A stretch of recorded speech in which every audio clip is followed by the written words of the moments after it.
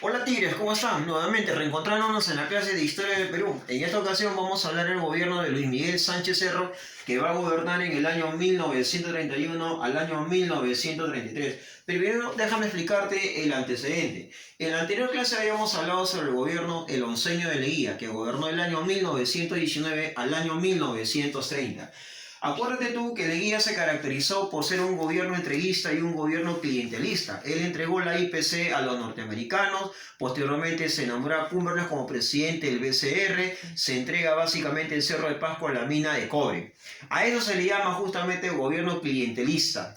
Segundo punto te dice, en el año 1929 se produce el fenómeno del crack, pero el fenómeno del crack, acuérdate tú, es consecuencia de la Primera Guerra Mundial, que va a afectar al sistema capitalista. ¿Y qué países conformaban el sistema capitalista? Estados Unidos, Francia, Italia, Japón, Alemania, pero menos no Rusia. ¿Por qué Rusia no? Porque Rusia era parte de un modelo comunista que acababa de triunfar su revolución de Moscú en el año 1918, liderado por Vladimir Ivanov Lenin, ¿no? Lenin sostenía que para llegar al poder se hace a través de las armas.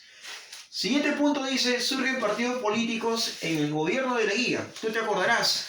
Es el caso del APRA. El APRA en primer lugar se llama la APRA, lo que quiere decir Alianza para la Alianza. Víctor Raúl había estado pues en Rusia, en Panamá, había estado en Cuba antes de ser deportado a México. El siguiente líder viene a ser el amauta José Carlos Mariate, que va a fundar la CGTP, la Central General Trabajadora del Perú. Con él se funda el Partido Socialista. Y Mariate viene pues de un largo proceso también por Europa, donde asimila pues todas las ideas, ideologías europeas como los estados totalitarios, el nacimiento del nazismo y el marxismo y la consecuencia de la Primera Guerra Mundial. Es así como te hablo yo del antecedente para entrar de lleno a lo que es el gobierno de Luis Miguel Sánchez Cerro, que Luis Miguel Sánchez Cerro tiene el apoyo del sector de la oligarquía y el sector de los latifunditas y hacendados. Entonces quiere decir que en el punto 1 dice hay persecución a líderes políticos. ¿Quién era el líder político en ese momento? El partido más fuerte, que era el APRA. Acuérdate tú que el APRA llega a tener el apoyo de la clase media, el apoyo de la clase estudiantil de San Marcos, el apoyo de la clase obrera, el apoyo de la CGTP, el apoyo de intelectuales y académicos. En otras palabras, era un partido de masa, pero liderado por Víctor Raúl Ayala de la Torre, que manejaban una retórica de izquierda porque ellos iban ante un antiimperialismo y la aprobación y el cambio a través de una reforma agraria. Posteriormente, el gobierno de Sánchez Cerro disuelve la CGTP. ¿Pero por qué quiere disolver la CGTP? Para tratar de impedir disturbios, huelgas en contra de los malos métodos adoptados en base a su dictadura.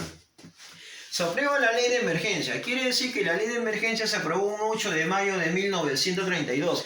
Y con esa ley de emergencia se cierra la Universidad de San Marcos, o va a intervenir la Universidad de San Marcos y decide cerrarla para tratar de evitar que las ideas marxistas, comunistas, socialistas se proliferen al interior de la sociedad peruana. Pero también es cierto que en el año 1931 Víctor Raúl Ayala de la Torre quiso establecer un punch político con un apoyo del sector social y una parte también del ejército para tratar de derrocar al gobierno de Luis Miguel Sánchez Cerro, pero no prospera esta idea de este punch político porque inmediatamente el gobierno de Luis Miguel Sánchez Cerro, a través del coronel Ruiz Bravo, bombardea la ciudad de Trujillo y eso conlleva al fusilamiento, simpatizantes apristas y también políticos desaparecidos durante el gobierno de Luis Miguel Sánchez Cerro. Acuérdate tú que Luis Miguel Sánchez Cerro es apoyado por el partido Unión Revolucionaria y apoyado también por el sector oligárquico, latifundista y hacendado. ¿Qué es lo que va a llegar a suceder en Trujillo? A ese acontecimiento se le llama también el Día de o el Día de la Barbarie, la masacre que hubo en Chanchán, Trujillo. Eso conllevó a la rebeldía del partido aprista, a que ellos también inciten su propia revolución interna al interior de la sociedad peruana durante los 3 años del gobierno de Luis Miguel Sánchez Cerro. Vamos al aspecto económico. En el aspecto económico viene la comisión norteamericana llamada Edwin Kemmer. Lo que pretende esta comisión es hacer una reforma monetaria y bancaria basándose en el modelo económico de John Maynard Keynes. De esta manera, ¿cómo se va a implementar? Claramente te dice el sol de oro, como también se va a implementar el Banco Central de Reserva, que anteriormente el gobierno de Luis Miguel Sánchez Cerro lo va a derogar el Banco Central de Reserva y él mismo va a tratar de inaugurar el Banco Central de Reserva del Perú. No entiendo cuál es la demagogia o el populismo, cuál es la diferencia entre un BCR y el BCR que está implementando en el Banco Central de Reserva del Perú. Este gobierno, el pueblo peruano esperaba mucho de él. El pueblo peruano lo esperó acá con platillos y bombas. Vieron en él un personaje mesiánico. Sánchez Cerro nació justamente en Trujillo, pero como todo norteño es terco, reacio, autoritario, ese fue el perfil que mostró Luis Miguel Sánchez Cerro.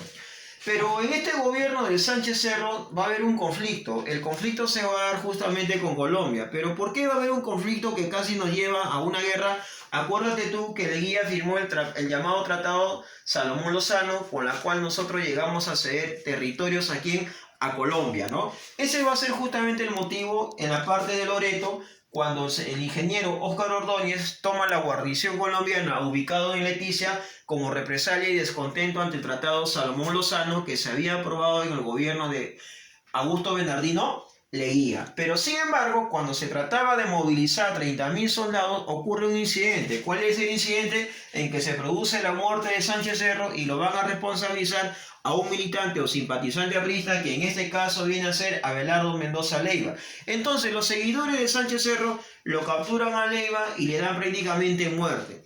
Entonces este gobierno de Luis Miguel Sánchez Cerro, acuérdate tú que a través del partido Unión Revolucionaria, y prescrito está en el manifiesto de Arequipa, cuyo autor es Bustamante Rivero, este gobierno se basó en una dictadura, en un autoritarismo, un gobierno reacio. Se esperaba mucho de él, pero incluso la desigualdad social y las condiciones de esa igualdad social se siguieron dando. Es así como termina pues el corto gobierno de Luis Miguel Sánchez Cerro, que con eso empieza el llamado tercer militarismo peruano. Muy bien, si te gustó este video, hazle like, nos vemos hasta la próxima, cuídate.